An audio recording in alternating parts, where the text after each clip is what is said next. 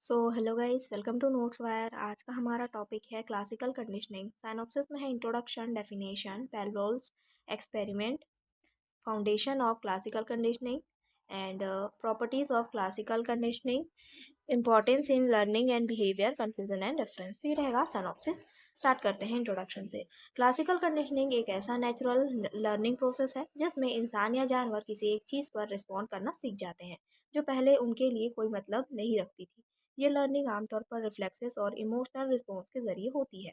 Definition है, classical conditioning एक ऐसी प्रक्रिया है जिसमें एक न्यूट्रल स्टिम्यूल्स बार बार एक अनकंडीशनेटेड स्टिम्यूल्स के साथ पेयर होता है और धीरे धीरे वही न्यूट्रल स्टिम्यूल्स एक कंडीशनेटेड स्टिम्यूल्स बनकर अपने आप में ही कंडीशनेड रिस्पॉन्स उत्पन्न करने लगता है।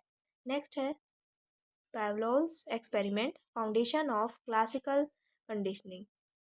इवान पावलोव एक रशियन फिजियोलॉजिस्ट थे जो ओरिजिनली डॉग के डाइजेस्टिव सिस्टम पर स्टडी कर रहे थे, लेकिन उन्होंने एक्सीडेंटली एक बहुत इंपॉर्टेंट बिहेवियरल कॉन्सेप्ट डिस्कवर किया जिसे हम क्लासिकल कंडीशनिंग कहते हैं।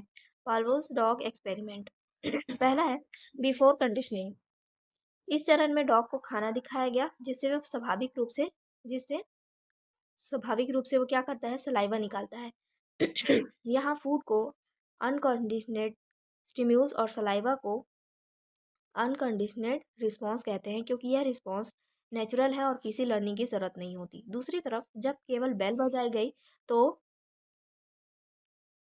तो डॉग ने कोई रिस्पॉन्स नहीं दिया। बेल यहाँ नेचुरल न्यूट्रल स्टिम्यूल्स कहलाती है क्योंकि इसका कोई प्रभाव नहीं था। ठीक है, इस प्रकार से फूड दिखाने के बाद उसका क्या हुआ, सलाइवा जो है वो प्रोड्यूस होने लगा डॉग से, जबकि जो बेल बजाई गई तो इसका कोई रिस्पॉन्स नहीं था। सेकेंड है ड्यूरिंग कंडीशनिंग। जब अब पेल्वो ने एक बार पेल्वो ने बार बार बेल को फूड के साथ पेयर किया। हर बार जब खाना दिया जाता उसी समय बेल भी बजती थी। डॉग ने यह एसोसिएशन सीखना शुरू कर दिया कि बेल के बाद खाना मिलेगा। सलाइवा अभी भी फूड के कारण निकलता था, इसलिए ये अभी भी अनकंडीशनेड रिस्पॉन्स ही था। ठीक है, अब फूड और बेल एक साथ जब डॉग को दिखाई गई तो क्या हुआ, सलाइवा निकलने लगा। और जब बेल दिखाई गई तो डॉग को क्या ये बिहेवियर उसने सीखा कि फूड के साथ ही बेल दिखाई जाती है, तो फिर से उसने क्या किया, सलाइवा निकालना स्टार्ट कर दिया। तो ये दोनों डिफरेंस देखने को मिले। थर्ड है आफ्टर कंडीशनिंग। कुछ रेपिटेशन के बाद जब केवल बेल बजाई गई बिना फूड दिए तब भी डॉग ने सलाइवा निकाला। अब बेल बन गई एक कंडीशनल स्टिम्यूल्स क्योंकि वे सीख चुका था कि बेल का मतलब खाना है। सलाइवेशन अब कंडीशनेटेड नेट इस रिस्पॉन्स कहलाया क्योंकि यह एक सीखा हुआ रिस्पॉन्स था। इस एक्सपेरिमेंट ने यह साबित किया कि एनिमल्स और ह्यूमंस एक न्यूट्रल स्टिम्यूल्स को मीनिंगफुल स्टिम्यूल्स से एसोसिएट करके नया बिहेवियर सीख सकते हैं। इसी प्रोसेस को क्लासिकल कंडीशनिंग कहते हैं जहां लर्निंग एक एसोसिएशन के जरिए होती है। नेक्स्ट है properties of classical conditioning. Classical conditioning की निम्नलिखित विशेषताएं होती है। पहला होता है एक्वेस्शन।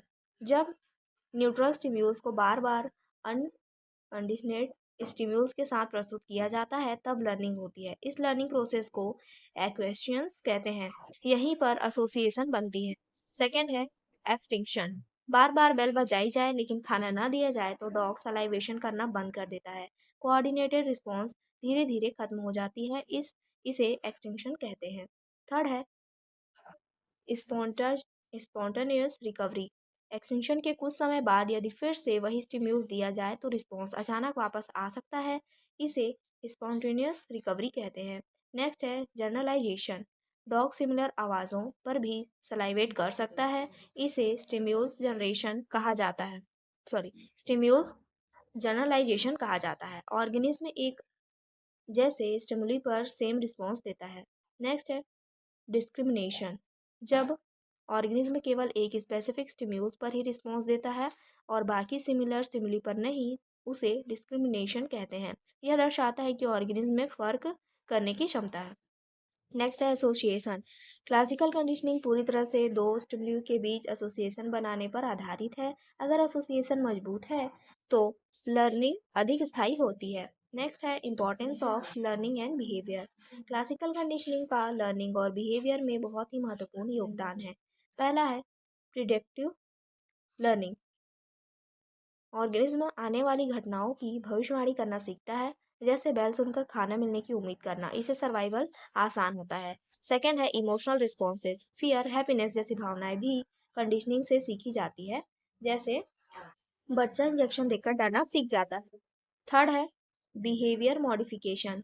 अनडिजायरेबल बिहेवियर को कम करने या डिजायरेबल बिहेवियर को बढ़ाने में इसका उपयोग किया जाता है, जैसे थेरेपी में फोबिया या एंजाइटी का इलाज। नेक्स्ट है एनिमल ट्रेनिंग।